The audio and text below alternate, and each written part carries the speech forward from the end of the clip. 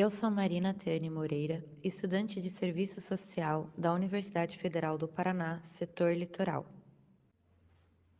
Essa apresentação consiste em uma revisão de literatura composta pelo livro da Juliana Borges, Encarceramento em Massa, da coleção Feminismos Plurais, sob a coordenação de Djamila Ribeiro, a dissertação de Daniele Ferrugem, intitulada Guerra às Drogas e a Manutenção da Hierarquia Racial, e o livro da Cristina Brites, Psicoativo, Drogas e Serviço Social, uma crítica ao proibicionismo.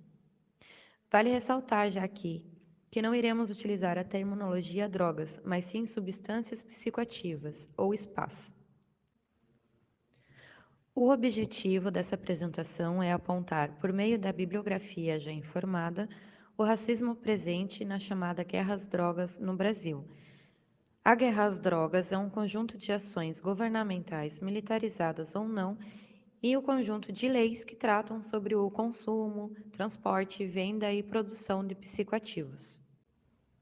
Para justificar o objetivo dessa pesquisa, podemos já trazer a reflexão da Daniele Ferrugem. Quando decretamos guerra e a combatemos, são substâncias que decretamos guerras? Ela continua a reflexão no livro, afirmando que guerras são contra pessoas e não contra coisas. Além disso, ela faz uma crítica bastante relevante quando diz que as senzalas se metamorfosearam de presídios, o que será debatido na sequência por meio de alguns dados trazidos a partir dos dados do DEPEN, Departamento Penitenciário. Não queremos aqui trazer debates sobre o uso de SPAs e nem a venda das substâncias psicoativas, mas é importante termos em mente que, conforme afirma Ferrugem, a proibição de algumas substâncias em detrimento de outras são escolhas políticas, muito mais ancoradas em preceitos e estatutos morais e econômicos do que farmacológicos. A forma como lidamos com as substâncias também diz respeito ainda à nossa humanidade. Ao assumirmos que as drogas são o que são por conta da nossa interação humana e social com elas, teremos que obrigatoriamente acrescentarmos mais elemento nessa análise. Esses elementos devem começar então sobre a questão social, pois o processo de exclusão no Brasil tem na junção raça, gênero e classe social, e não podemos falar sobre essa guerra sem falarmos das relações sociais, conformadas pela expropriação, desigualdade social, racismo e luta de classe. A população mais afetada pela guerra às drogas é a população negra e jovem. O encarceramento dessa população é elevadíssimo, além do genocídio legalizado sob a ótica distorcida de proteger os chamados cidadãos de bem. Ferrugem traz um dado da Anistia Internacional bastante alarmante. Entre os anos de 2004 e 2007, matou-se mais no Brasil do que nas 12 maiores zonas de guerra no mundo. Foram 192 mil brasileiros mortos. Ela nos traz também os dados do Atlas de Violência de 2017, que afirma que no ano de 2015 foram 41.592 homicídios contra pessoas negras e pardas, num total de 59.080 ocorridos em todo o país. Desse total de pessoas vitimadas, 29.489 eram homens e 31.264 tinham a idade entre 15 e 29 anos. A cada 100 pessoas que são vítimas de homicídio, 71 pessoas são negras. Ferrugem aponta também os dados do IPEA, que afirma que, aos 21 anos de idade, quando há o pico das chances de uma pessoa sofrer homicídio no Brasil, pretos e pardos possuem 147% a mais de chances de serem vitimados por homicídios em relação a indivíduos brancos, amarelos e indígenas.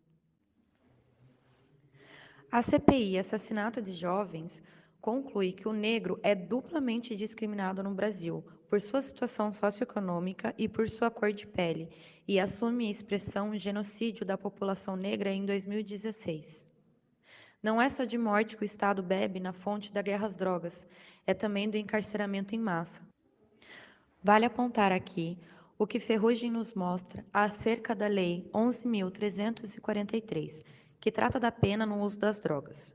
Embora a nova lei pareça um avanço, no sentido da descriminalização do usuário e do comerciante ilegal, não traz de forma descritiva qual a definição para um ou outro.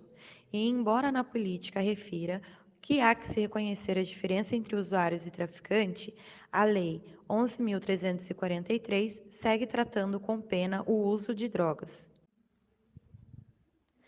Esse ponto não pode ser discutido sem reforçarmos que vivemos em uma sociedade racista. E então, se o racismo no Brasil é institucional e estrutural, a tendência da criminalização da população negra por parte de juízes e de policiais é evidente. A lei possui fragilidades nessa questão. Não se pode descriminalizar o uso de espaço, não deixar explícito em nossas regulamentações legais, pois, citando Ferrugem mais uma vez, abre-se precedente perigoso para avaliações subjetivas, crivadas de critérios morais. A relação entre política sobre drogas e racismo ainda é pouco debatida, mas a criminalização de negros e negras é uma realidade visível e mensurável. A Lei sobre Drogas brasileira de 2006 diferencia usuários de traficante e descriminaliza o uso e o usuário de drogas, mas longe de representar um avanço. Ao não pautar a discussão do racismo, os movimentos e pesquisadores que reivindicaram essa alteração na lei não consideraram que poderia ser uma forma ainda mais eficaz de criminalizar homens e mulheres negros, negras e pobres. E como aponta Borges, o sistema de justiça criminal tem profunda conexão com o racismo, sendo o funcionamento de suas engrenagens mais do que perpassados por essa estrutura de opressão, mas o aparato reordenado para garantir a manutenção do racismo e, portanto, das desigualdades baseadas na hierarquização racial. Além da privação de liberdade, ser encarcerado significa a negação de uma série de direitos e uma situação de aprofundamento de vulnerabilidades. Tanto o cárcere quanto o pós-encarceramento significam a morte social desses indivíduos negros e negras que dificilmente, por conta do estigma social, terão restituído seus status, já maculado pela opressão racial em todos os campos da vida, de cidadania ou possibilidade de alcançá-la. De acordo com o último relatório consolidado do DEPEN, de dezembro de 2019, o maior número de pessoas presas possuem a faixa etária de 18 a 24 anos apenas. Esse número é superior a 174 mil pessoas. Do total dos 748.009 presos, mais da metade são pretos e pardos. E ainda faltam saber os dados de mais de 90 mil pessoas. Mais de 380 mil possuem, no máximo, ensino fundamental incompleto e mais de 100 mil pessoas estão privadas por liberdade por um período de 4 a 8 anos. Dos presos no Brasil, 200.583 respondem a crimes relacionados à lei antidrogas e 22.148 por bando ou quadrilha. Sem se falar ainda em internação, nome bonito dado à privação de liberdade de pessoas que não possuem 18 anos completos, e o homicídio de adolescentes. A cada hora, alguém entre 10 e 19 anos de idade é assassinado no país, quase todos meninos, negros, moradores de favela.